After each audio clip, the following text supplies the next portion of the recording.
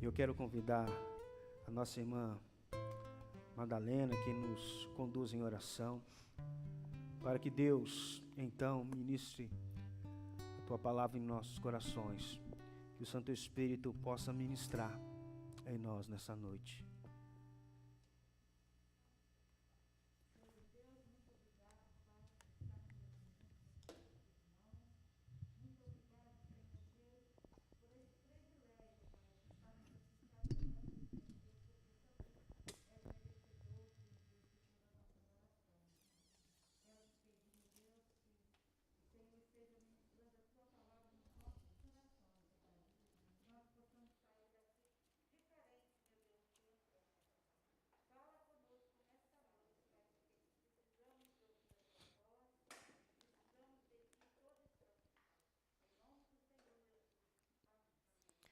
Amém. Meus amados, eu quero convidá-lo para que você abra sua Bíblia no Evangelho do nosso Senhor e Salvador Jesus Cristo, escrito pelo evangelista Mateus. Evangelho de Mateus, no capítulo de número 5. Hoje nós estaremos retomando aí a série de exposições acerca das bem-aventuranças. Nós que já aprendemos aqui acerca de bem-aventurados os humildes, nós já meditamos acerca do versículo de número 4, bem-aventurados os que choram porque serão consolados. E hoje nós estaremos meditando na terceira bem-aventurança. Mas nós leremos do versículo 1 ao versículo de número 5. Evangelho de Mateus, no capítulo de número 5, do versículo 1 ao versículo de número 5. Assim nos diz a palavra do nosso Deus. Vendo Jesus as multidões, subiu ao monte e, como se assentasse, aproximaram-se os seus discípulos. E ele passou a ensiná-los, dizendo: Bem-aventurados os humildes de espírito, porque deles é o reino dos céus. Bem-aventurados os que choram, porque serão consolados. Bem-aventurados os mansos, porque herdarão a terra. Vamos ler o versículo 5, todos nós, em uma só voz. Bem-aventurados os mansos, porque herdarão a terra. Deus, nós rogamos que o Senhor nos conceda iluminação, entendimento, para que possamos compreender a Tua palavra, possamos aprender de Cristo e que o Senhor nos ajude. Rogamos então a Tua bênção sobre nós, no nome bendito de Jesus. Amém. Meus queridos, antes de nós compreendermos e até mesmo aplicarmos as bem-aventuranças, essas bem-aventuranças ensinadas por Jesus, esse sermão tão maravilhoso, né, já intitulado, rotulado, como o Sermão do Monte, nós precisamos estabelecer alguns pontos de partida para que a gente possa compreender esse texto. A primeira coisa que nós precisamos ter em mente ao ler o Sermão do Monte, esse sermão que começa no capítulo 5, que vai até o capítulo de número 7, né? Muitas vezes nós falamos do Sermão do Monte e pensamos apenas acerca das bem-aventuranças, mas esse sermão é mais extenso. Nós precisamos, primeira coisa, ter em mente que essas bem-aventuranças, elas são de caráter espiritual. Muitas vezes nós somos tentados a olhar para o Sermão do Monte e entender que essas bem-aventuranças são virtudes naturais, coisas que nós podemos aprender com os nossos pais, ou talvez numa faculdade ou na escola, mas não. Essas bem-aventuranças, elas precisam ser compreendidas num caráter espiritual. Porque se nós olharmos profundamente esse texto, meus queridos, viver o que está nos ensinando aqui, o que o Senhor está falando ao nosso coração, não é nada fácil. A não ser que nós sejamos transformados pelo Espírito Santo, é possível então viver o que esse texto nos ensina. Nós precisamos entender que essa mensagem, esse Sermão do Monte é uma mensagem ampla. Jesus, ele sobe ao monte e lá estavam as multidões para ouvir, mas nós vemos que Jesus tinha um foco. E o foco de Jesus era, claro, ensinar os seus discípulos. Ao ler os evangelhos fica muito claro do tempo de investimento que Jesus tem na vida desses homens. E aqui o Senhor está ensinando aquilo que nós podemos considerar os princípios elementares, fundamentais da vida cristã. Nós precisamos também olhar para esse texto e entender que esses princípios da vida cristã aqui não ficaram restritos apenas aos discípulos, aos 12, mas refere-se aos discípulos do Senhor Jesus Cristo em todas as épocas. Portanto, esse texto refere-se a nós também, como discípulos do Senhor. Nós também não podemos olhar esse texto e tratar as bem-aventuranças de uma maneira isolada. Como assim? Ou uma pessoa ela pode ser humilde de espírito e então ela será bem-aventurada porque dela é o reino dos céus, o reino de Deus. Uma outra pessoa, ela pode ser manso, um outro irmão, ele pode ser limpo de coração. Todas essas bem-aventuranças, elas estão conectadas. E nós não podemos tratá-las de modo isolado. E quando nós olhamos todas as bem-aventuranças, nós vemos assim, será que temos vivido isso? Será que isso faz parte do nosso caráter? Se essas coisas não são desconectadas na minha vida, será que eu tenho vivido conforme o Senhor está nos orientando aqui? Agora, tendo como base esses pressupostos, esse pontapé inicial, nós vamos olhar atentamente. Se eu te perguntasse assim, à luz desse texto, por que que os mansos são felizes? Talvez rapidamente você olharia o versículo de número 5 e diria o seguinte, olha, eles são felizes porque eles vão herdar a terra. Mas observe que essa afirmação de Jesus, ela vai na contramão de todos os valores que o mundo pode ensinar. Não somente na nossa época, mas também na época de Jesus. Como assim os mansos herdarão a terra? Nós temos aprendido e ouvido isso em muitos ditados. Um deles é que o mundo é o quê? É dos espertos. Que as coisas são conquistadas muitas vezes pelo grito. É necessário se impor. E se necessário for, usaremos a força para isso. Talvez essa afirmativa de Jesus possa nos chocar. Que os mansos herdarão a terra. Essa é a razão da bem-aventurança, deles ser felizes. Mas tenta pensar no contexto ao qual Jesus está direcionando essa palavra. Nós temos um povo que estava ansioso por ver o Messias que fosse guerreiro, o Messias que morasse em palácios, que tivesse a coragem, toda a disposição de cavalgar e ir para a batalha, empunhar a sua espada e libertar o seu povo do jugo dos seus inimigos. Essa era a expectativa. Mas vem um Messias pacífico, manso, pregando acerca do amor. Essa era a mensagem do reino. Um Messias muito diferente, que frustrou com certeza a expectativa de muitas pessoas. Aquele povo que estava acostumado a pelejar, a ir à guerra. E então Jesus faz uma afirmativa que vai na contramão dos valores humanos. Bem-aventurados os mansos, porque herdarão a terra. Que palavra chocante, não é verdade? Agora pensa nos nossos dias. Como temos resolvido as coisas? Muitas vezes nós queremos nos impor. Muitas vezes nós somos daqueles que dizem o seguinte, olha, eu não levo desaforo para casa. Eu encaro o que tiver que encarar, doa quem doer. Mas será que isso é mansidão? Será que é isso que Jesus está nos ensinando aqui nesse sermão? Meus queridos, em primeiro lugar, nós precisamos pensar sobre o que não é mansidão. Porque para muitas pessoas, ser manso é sinônimo de fraqueza, de frouxidão, de covardia. Mas não é isso.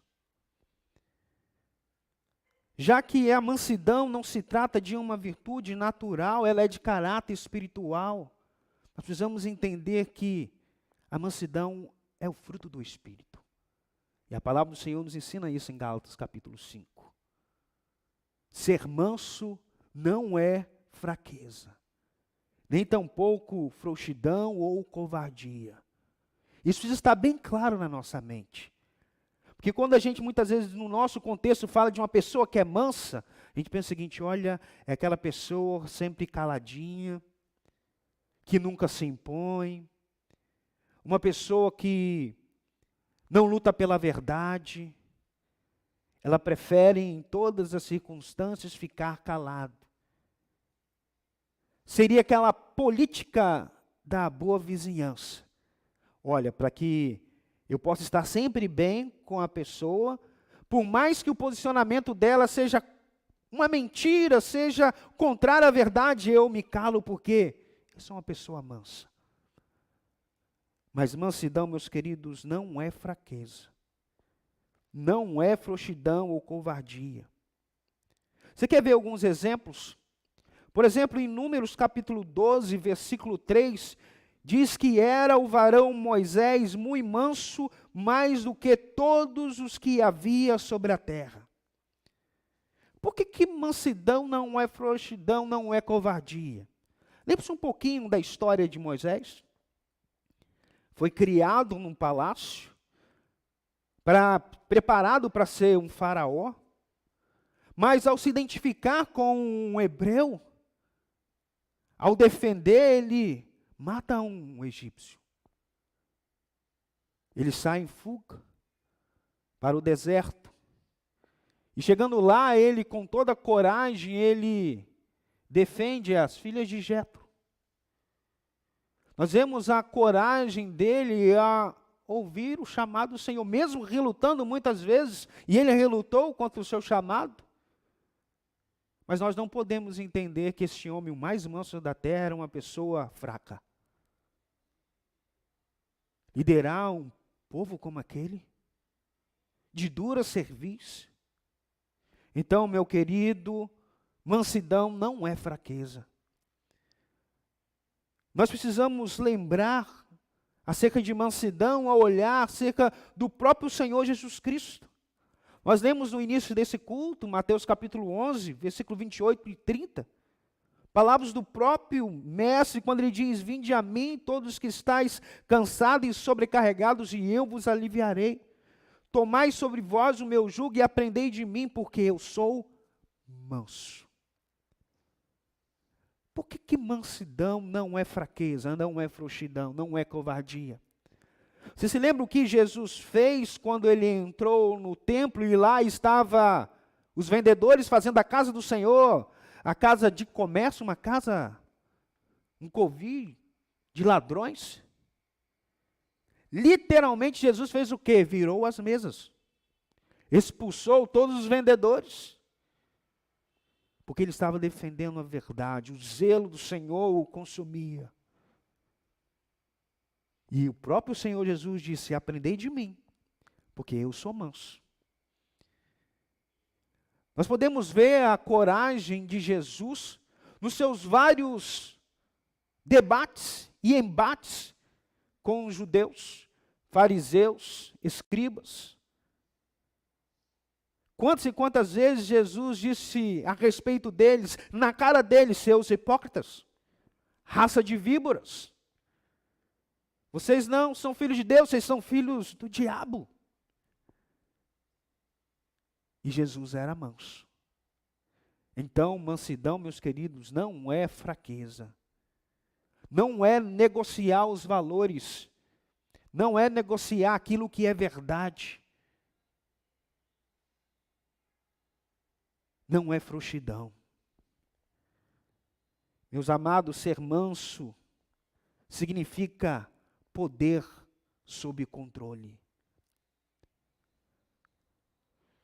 E nós aprendemos isso do Senhor Jesus.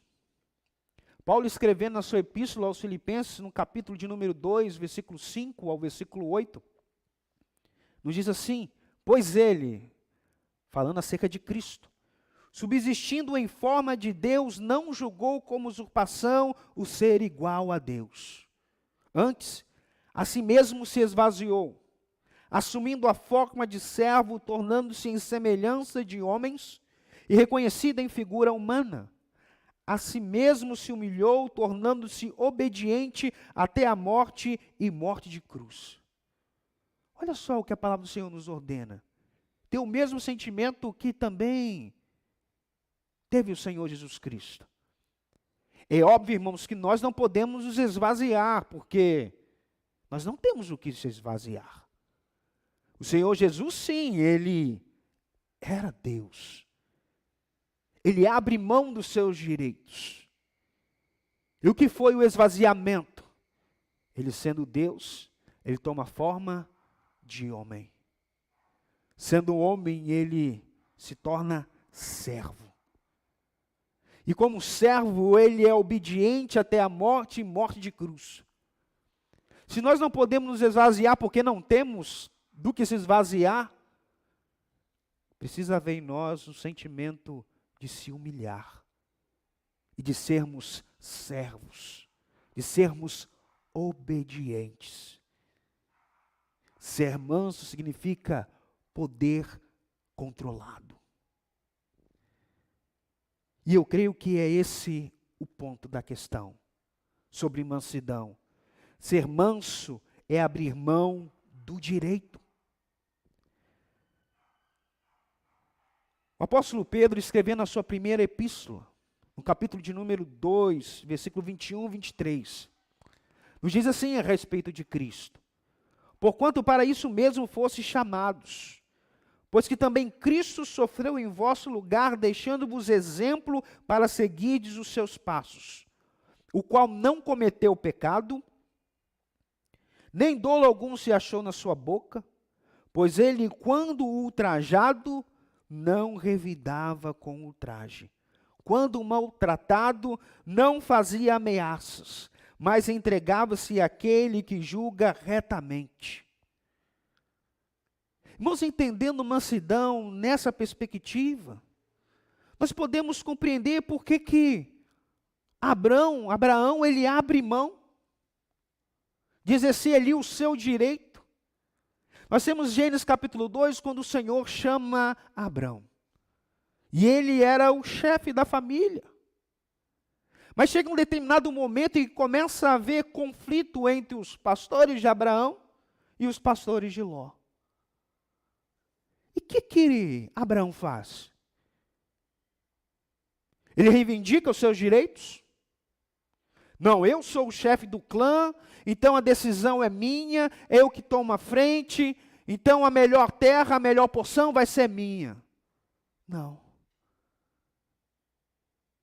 Abraão diz o seguinte: olha, meu sobrinho, para que não haja desavença, contenda entre nós, pode escolher a terra que você quiser. Se você for para a direita, eu vou para a esquerda. Se você for para a esquerda, eu vou para a direita. E a gente sabe a trajetória que não foi tão positiva assim de Ló. Ele abre mão do direito. Ele poderia exercer. Ele era o chefe da família.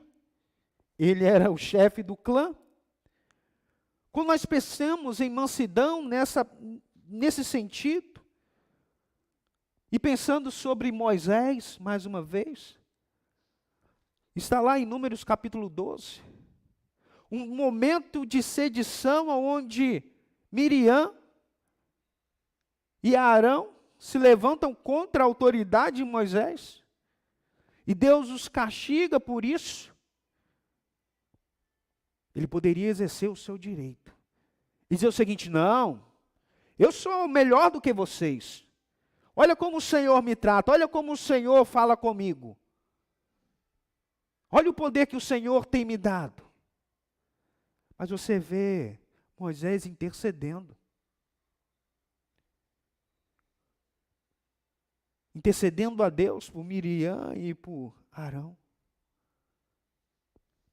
Quando nós pensamos sobre mansidão nessa perspectiva, você começa a entender, por exemplo, o que levou Davi agir daquela maneira com Saul? Vamos recordar rapidamente. Samuel vai e unge a Davi. Davi sabia muito bem que ele seria o rei. Saul começa a perseguir Davi. Quantas ocasiões Deus entregou Saul na mão de Davi? Davi poderia matá-lo. E dizer o seguinte: olha, eu vou ser rei, eu já fui ungido rei, eu sei disso. Então eu não vou receber nenhum tipo de afronta de Saul. Mas é isso que Davi fez? Ele não ousou tocar no ungido do Senhor.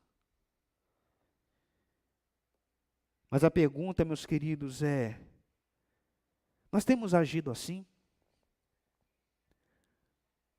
Nós temos abrido mão do nosso direito?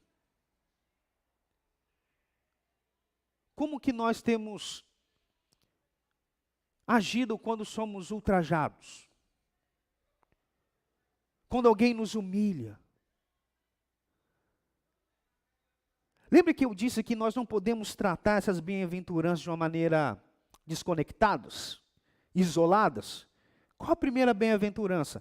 Bem-aventurados humildes de espírito, porque deles é o reino dos céus. Nós aprendemos que o humilde de espírito é aquele que reconhece o seu estado, a sua miséria e diz o seguinte: eu chego sempre diante do Senhor de mãos vazias. É aquele que sempre diz o seguinte: ó Deus, você propiciou a mim, pecador. Ele entende a sua situação, a sua natureza, o seu pecado, e por isso a situação dele já é de ser humilhado. Ele não reivindica, porque ele sabe o seu estado. A única coisa que esse humilde de espírito faz é chorar, conforme nós vemos aqui no versículo de número 4.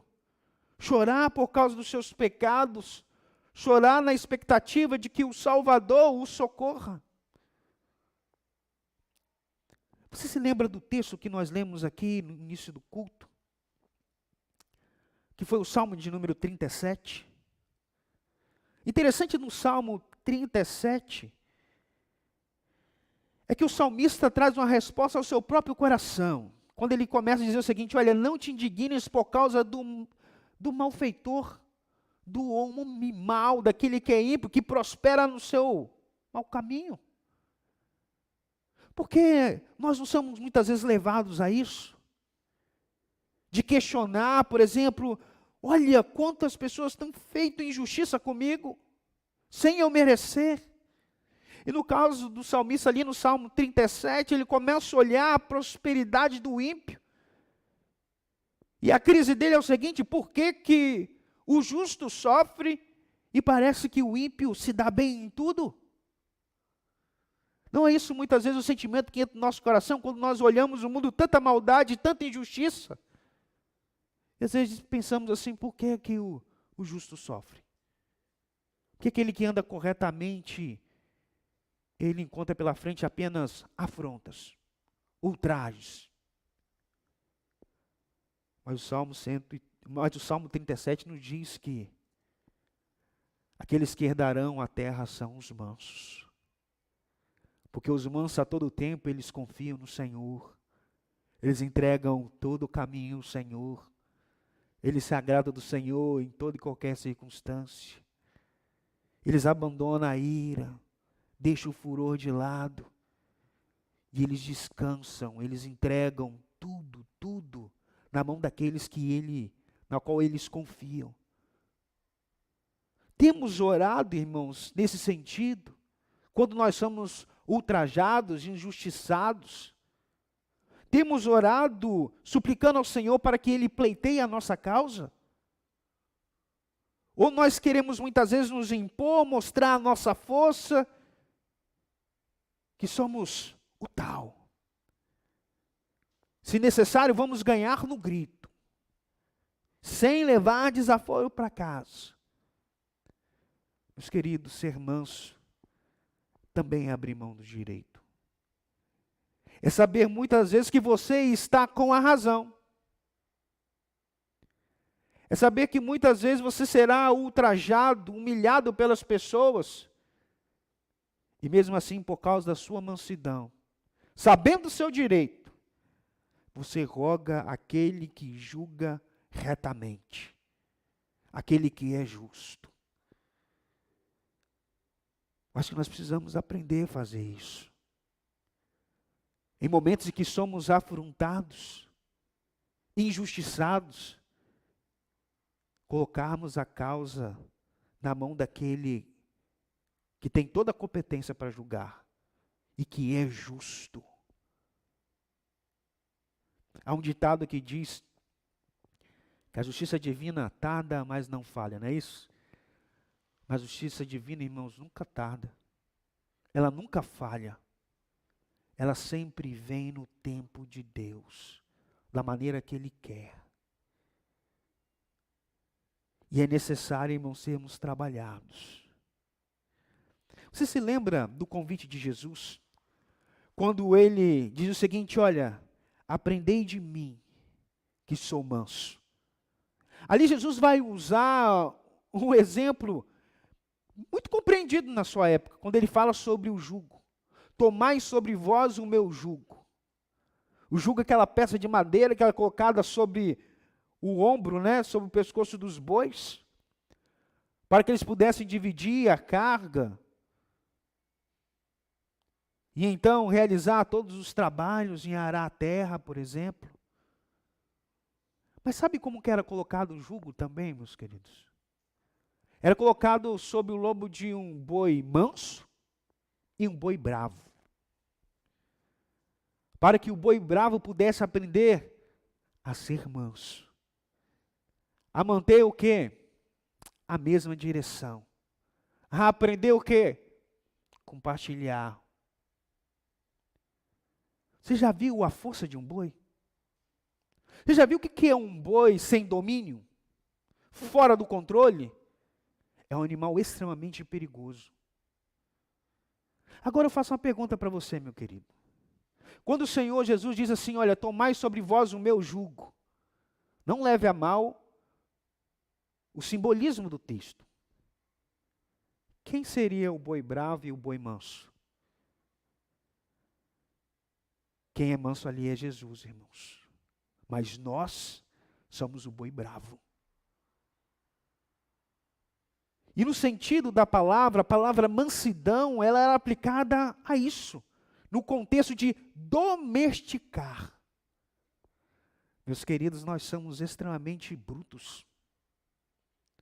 Às vezes, agimos de uma forma selvagem. Nós não abrimos mão das coisas. Não levamos desaforo para casa. Desculpa a expressão, se necessário for, nós quebramos o pau. Nós muitas vezes somos como um boi bravo,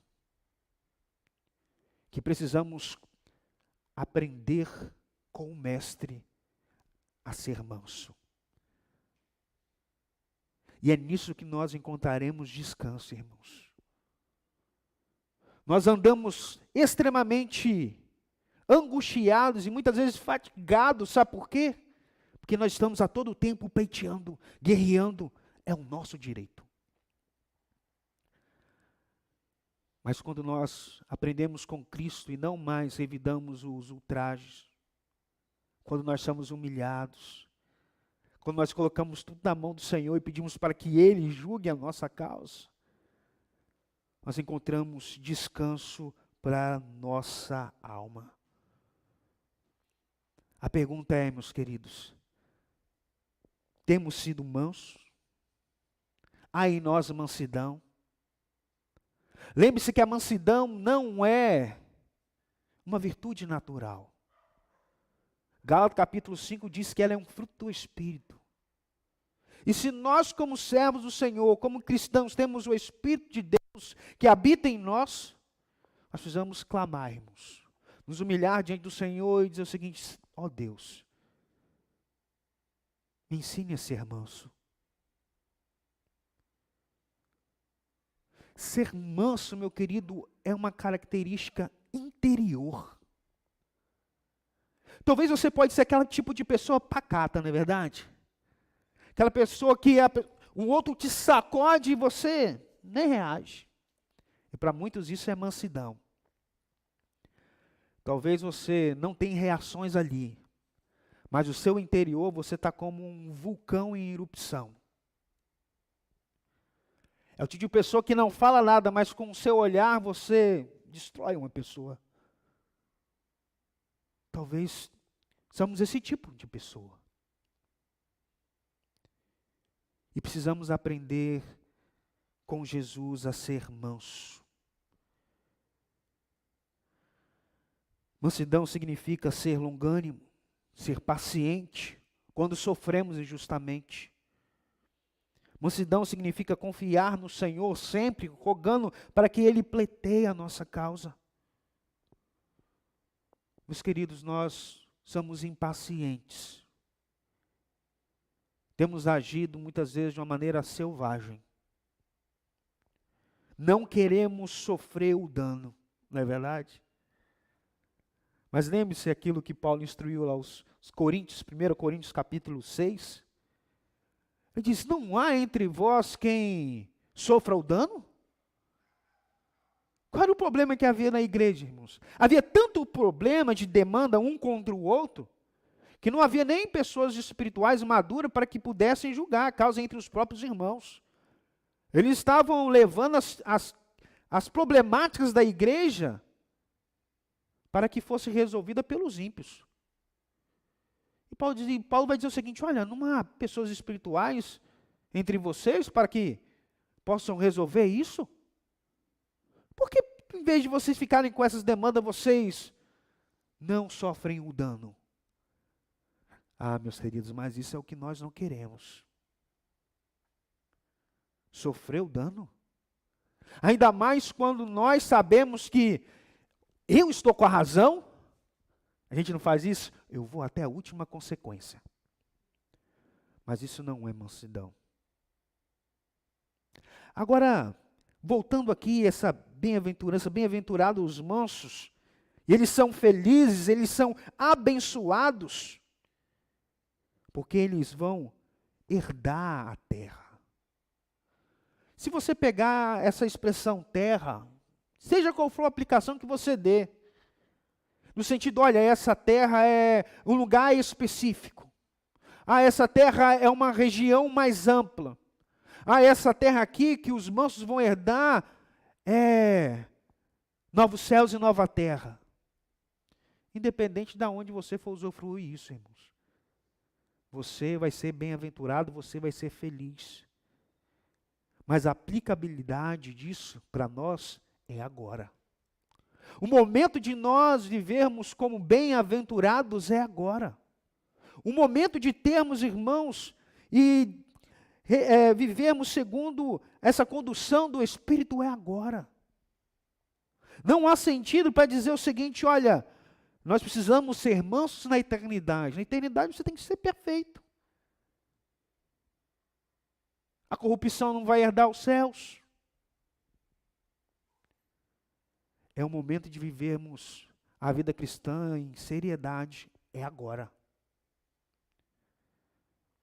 A gente lê esse sermão do monte e pensa muitas vezes, puxa, que negócio, né? Mamão com açúcar, maravilha, fácil demais. Mas não é, irmãos. Nós olhamos para esse sermão e vemos a nossa carência. Porque se não for pela ação do Espírito Santo em nós, irmãos, se não for pela ação do Espírito Santo trabalhando em nós, é impossível sermos pessoas mansas. Mas que possamos olhar para Jesus. Esse é o sentido da vida cristã. Olhar para Jesus e seguir as suas pisaduras. E que o Espírito Santo possa trabalhar em nós, irmãos, moldando o nosso caráter. Para que as nossas atitudes sejam mais parecidas com as atitudes de Cristo. Pense nisso. Nós estamos vivendo um tempo extremamente estressante. Nós estamos vivendo um tempo onde as pessoas estão quase se matando, se devorando umas às outras na própria casa. Quanto mais no ambiente, irmãos, onde nós lidamos com opiniões diferentes, pensamos diferente, temos gostos diferentes uns dos outros. É tempo de exercer mansidão. Mas essa mansidão, ela é fruto do Espírito em nós.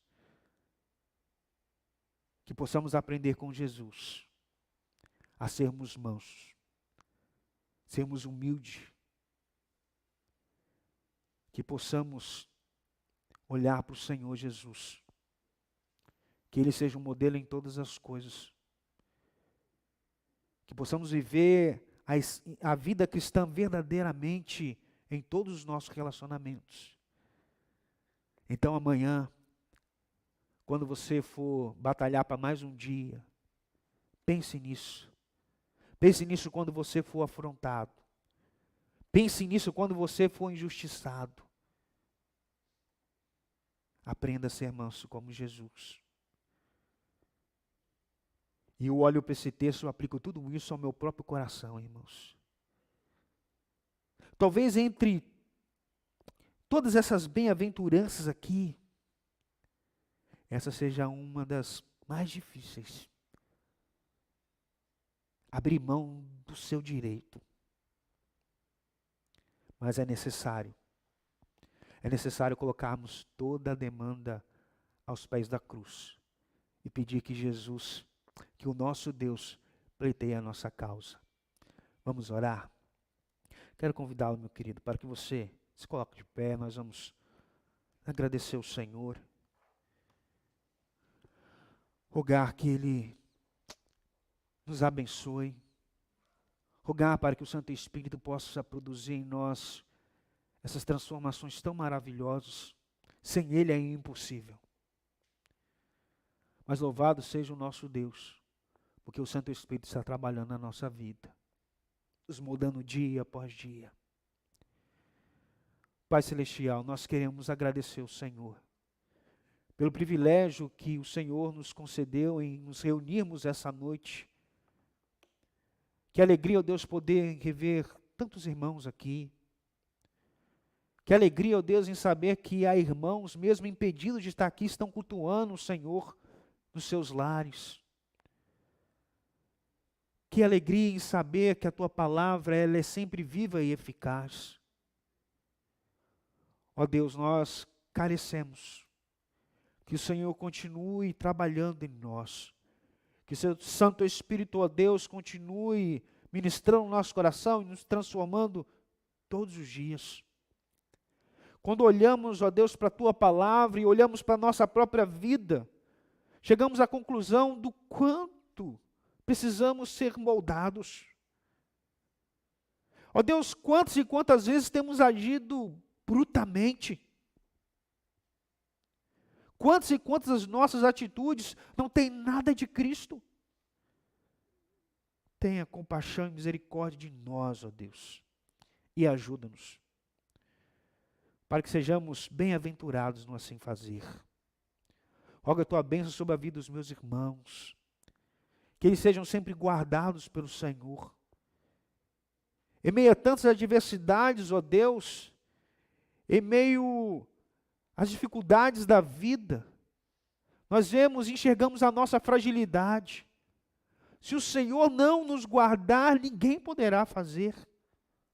Mas nós temos certeza que a nossa vida está nas mãos do Senhor. Que o Senhor tem em suas mãos a rédea do mundo. Nada foge do teu controle. Tudo acontece conforme a tua vontade, que é sempre boa e agradável. Ó Deus, abençoe os meus irmãos. Oro por aqueles que estão enfermos. Que o Senhor se compadeça e os coloque de pé para a glória do Senhor. Rogo por aqueles, ó Deus, que estão enfrentando momentos de crise, seja elas relacionais, seja elas crises financeiras. Tenha compaixão, ajude os teus filhos. Oramos por aqueles que choram nesse dia por causa das suas perdas. Perderam pessoas amadas. que o Senhor possa consolar e confortar. Seja qual for a demanda, ó Deus, que os seus filhos estiverem enfrentando. O Senhor é o Deus que tem todo o poder. É o Deus que pode nos socorrer. O Senhor é o nosso refúgio, é a nossa fortaleza. Ó Deus, nos leve em paz para os nossos lares. Que sejamos nós sempre guardados, conduzidos, que a tua boa mão possa ter sempre sobre nós. Abençoe o teu povo. Nós oramos com gratidão, no nome bendito de Jesus. Que a graça do nosso Senhor e Salvador Jesus Cristo, que o inefável amor de Deus, o nosso Pai Celestial, que a doce comunhão e a consolação do Espírito Santo seja sobre nós e sobre todo o povo de Deus, hoje e para todo sempre. Amém. Meus queridos, eu quero agradecer a presença dos nossos irmãos aqui, de cada um de vocês, nosso abraço fraternal. Estamos impedidos, de nos abraçar, mas receba o nosso abraço fraternal. Vamos sempre orar um pelos outros. Quero agradecer você, meu querido irmão, que se reuniu aí na sua casa para participar do culto e cultuar o Senhor. Queremos convidar a todos os irmãos para que possam participar do estudo bíblico na próxima quarta-feira, 19h30. Nós vamos dar continuidade aí no estudo do sermão escatológico, É bom aprender o que o Senhor Jesus está falando ao nosso coração. Diante de tudo isso que está acontecendo, os sinais têm se cumprido. Eu rogo que os irmãos possam acompanhar os estudos, com certeza vocês serão muito edificados. Que Deus abençoe, noite feliz, abençoadora para todos nós, no nome de Jesus. Amém.